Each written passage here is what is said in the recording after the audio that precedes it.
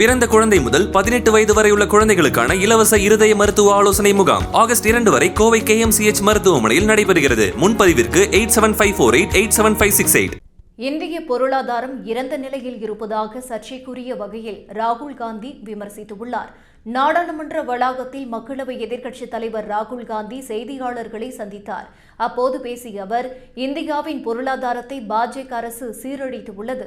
வெளியுறவு கொள்கை மற்றும் பாதுகாப்புத்துறை கீழ்நிலைக்கு சென்றுள்ளது. இந்திய பொருளாதாரம் இறந்த நிலையில் உள்ளது என்பது அனைவருக்கும் தெரிந்ததுதான். ஆனால் பிரதமர் மோடி, நிதியமைச்சர் நிர்மலா சீதாராமன் ஆகிய இருவருக்கும் மட்டும் அது தெரியவில்லை. கௌதம் அதானிக்கு உதவி செய்து இந்திய பொருளாதாரம் சீரழிக்கப்படுகிறது என்று குற்றம் சாட்டினார். உலகளவில் 4வது பெரிய பொருளாதார நாடாக இந்தியா உருவெடுத்துள்ள நிலையில் ராகுல் காந்தியின் பேச்சு சர்ச்சையை கிளப்பியுள்ளது.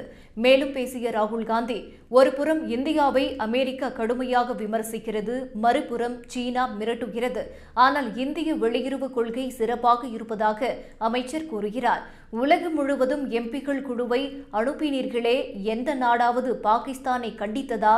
இந்தியாவை எப்படி வழிநடத்துவது என்று ஆளும் பாஜக அரசுக்கு தெரியவில்லை என விமர்சித்துள்ளார்.